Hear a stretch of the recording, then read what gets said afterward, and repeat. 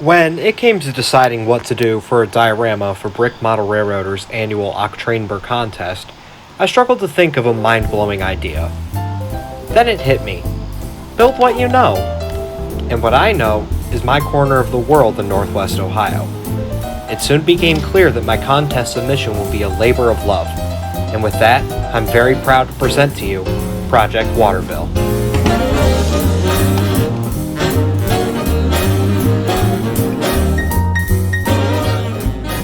Waterville, Ohio is the first town detached from the Toledo suburbs on the Nickel Plate Road's Clover Leaf Division.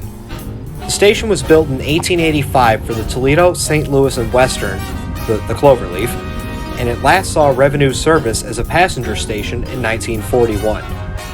It's quite hard to say if Waterville was built to a standard plan, as no other photos of Cloverleaf stations, surviving or extinct, that I have seen matched it.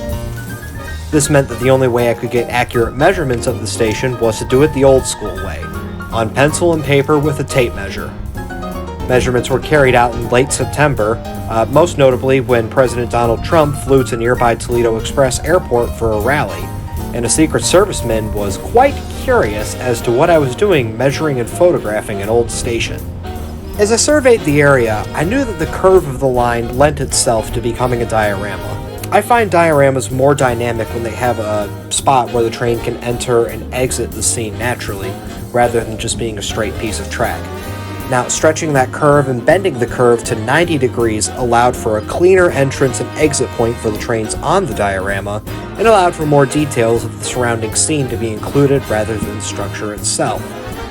I wanted the station structure to be the main focus, but small things like the telegraph poles, crossing, and train order board to be supplements to the scene. The track used was Bricktrack's R120 and R104 curves, ballasted to Penn lug standards. Now, I couldn't find instructions for the 104 radius ballast, so I improvised scaling down the 120 radius, and with some guidance from Anthony Sava, was able to create a ballast path along the base plates. All was moving smoothly until October 13th, when my laptop crashed and the stud.io file for Waterville was lost, on the same day that all my parts for the station came in. Nevertheless, I was still able to build the station to about 99% of what I had designed, with a few worrying spare parts. Now, the train order board stands out as the only operational scenic piece in the diorama, with operational semaphores that can be moved from the levers inside the station, just like the real one. For budgetary reasons, the diorama is flat like much of Northwest Ohio, and the prototype itself, and the trees seen in the 2020 footage of the area are notably absent from the model, which I wanted to represent the post-war era of the nickel plate. The few photos I have of the Cloverleaf's 280s in the line out of Toledo through Waterville and Grand Rapids show a plain, wind-swept region compared to 70 years later with lots of trees.